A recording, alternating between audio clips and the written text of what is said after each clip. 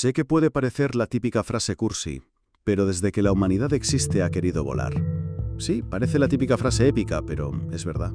En las novelas más antiguas se llegaron a relatar complejas máquinas voladoras que no eran más que barcos tirados por pájaros. Así funcionaba la imaginación de la gente hasta que en 1903 los hermanos Wright hicieran volar un avión por vez primera. Eso sí, tuvieron terribles imitadores.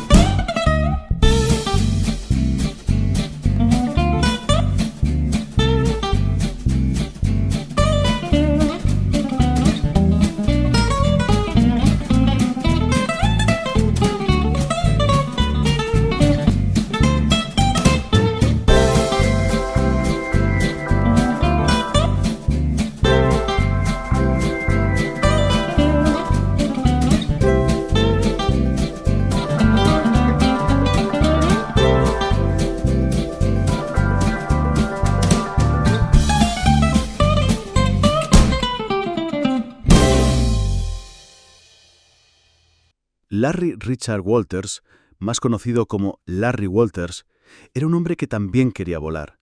Y no era un simple anhelo, era una obsesión desde su más tierna infancia. Intentó en numerosas ocasiones enrolarse en la Fuerza Aérea estadounidense, pero la solicitud era siempre negativa, y es que Larry, para su desgracia, era miope, condición que para el puesto de piloto era totalmente prohibitiva. Tuvo que trabajar en cualquier otra cosa, siendo el oficio de camionero su ocupación habitual. Pero parece que las largas jornadas laborales en soledad a bordo de su camión no calmaron su deseo de volar, sino que lo acrecentaron. Fue probablemente durante sus largos viajes por las carreteras estadounidenses que plantearía su último intento de asalto a los cielos. Y es que no, Larry no era alguien que se conformara con el premio de consolación que la vida parecía depararle. Él quería volar, fuera como fuera. Y vaya que lo acabaría logrando. Así fue que en el verano de 1982 protagonizaría una de las anécdotas más bizarras que persona alguna podría cometer en su jardín. Como ya dijimos, Larry no tenía acceso a aviones, tampoco a helicópteros, ni siquiera un simple planeador, ni un ultraligero, ni nada semejante. Pero sí tenía algo que no todo el mundo tiene: imaginación y un sentido de la autoconservación propio de Jackass. Así fue que en su patio trasero en San Pedro, California, comenzó a planear lo que sería su obra maestra, un vuelo que desafiara la gravedad sin depender de la burocracia, de permisos ni de normas estrictas. La idea era sencilla: una silla de jardín resistente atada a 45 globos meteorológicos llenos de helio. Sí, ese gas que cuando lo inhalas acabas con voz de pitufo.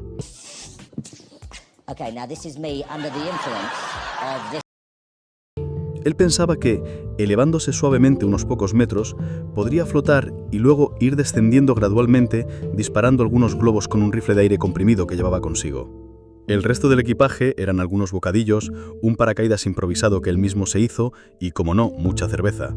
Era un plan sin fisuras, todo un proyecto serio, digno de un adulto funcional. Así pues, el 2 de julio de 1982, Larry se sentó en su silla, ató los globos y encendió su walkie-talkie. Con un trago de cerveza en la mano y su rudimentario paracaídas colgando a su espalda, despegó. Al principio, todo parecía inofensivo, hasta que empezó a elevarse y seguir elevándose sin control alguno. Obvio, su vehículo tenía de todo menos un mecanismo de dirección. Si acaso un chapucero sistema de control de altitud. Sí, me refiero a la escopeta de balines. Siguió volando hasta que finalmente entró en el espacio aéreo controlado de Los Ángeles. Por decirlo de alguna manera, se coló en una autopista de aviones montado en un cacharro que solo obedece al viento.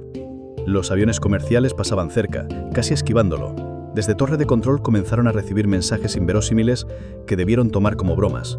Oye, que aquí hay un tío volando en una silla. Debieron haber dicho casi sin creer lo que veían. Con algo de suerte, el viento y las corrientes formadas por los aviones expulsarían a Larry de la zona. Ahí estaba, solo, suspendido sobre la ciudad, con nada más que globos y su silla entre él y el suelo. La sensación debió ser una mezcla de pánico y purra. Me pregunto si se habrá arrepentido de su aventura o si habrá empezado a echar de menos su terreno trabajo.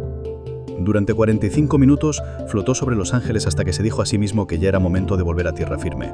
Así fue que dio comienzo a las maniobras de descenso.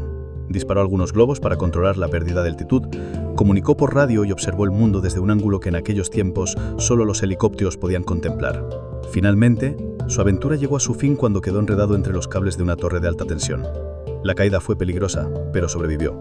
Si eso fuera poco, las autoridades que le andaban siguiendo lo arrestaron. Inmediatamente. Sí, si pensabas que una hazaña como esa podía hacerse sin consecuencias, estás equivocado. Y Larry también lo estaba. Así pues, tuvo que afrontar una denuncia de la Autoridad de Aviación Civil estadounidense, la FAA. Los cargos fueron los de volar una aeronave no certificada, entrar en el espacio aéreo sin permiso y poner en riesgo las rutas comerciales.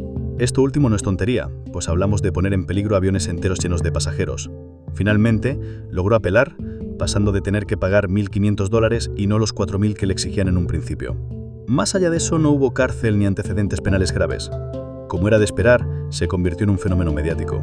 Programas de televisión, periódicos y curiosos de todo el país hablaban del hombre que había volado en una silla de jardín, pero la fama no fue suficiente. Larry nunca consiguió transformar su hazaña en una carrera, en un reconocimiento duradero. La vida es así. Si quieres que no te olviden, tienes que dar material constantemente para que no te olviden de ti. Y por lo que sea, se ve que Larry no quiso volver a salir volando en una silla. Continuó su vida entre trabajos modestos, algunos bastante eventuales y precarios.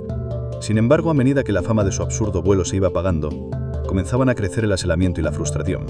Sí, el hombre que había tocado el cielo con globos de helio, años después terminó con una grave crisis existencial. Esto se debió en parte a que tras la hazaña y tras la fama inicial, poco a poco iría comprendiendo que eso era todo. Si había un acontecimiento central en su vida que lo haría recordado por todos, fue esa anécdota desastrosa de menos de una hora. Fue lo que muchos llamamos una flor de un día. Alguien que destaca por algo en un momento dado, pero de quien te olvidas al cabo del tiempo. Deprimido, divorciado y en completa soledad, en 1993 Larry acabaría llegando a un punto de no retorno. Acabó quitándose la vida en una zona donde trabajaba de guardabosques. Sin embargo, décadas después, Larry dejaría un legado que él mismo no se habría esperado nunca. Bien es cierto que su aventura personal no pasó de ser una anécdota intrascendente, friki y olvidable. Sin embargo, algunas personas lo recordarían mientras estaban trabajando, y quiso la casualidad que sus trabajos fueran nada menos que de creativos en Pixar. Si, amigos, es lo que estás pensando, la loquísima historia de Larry Walters fue la inspiración para la película Up. Muy bonita, por cierto. Esperemos que haber inspirado una de las películas más memorables de la animación pueda servir de consuelo al bueno de Larry Walters, donde quiera que esté.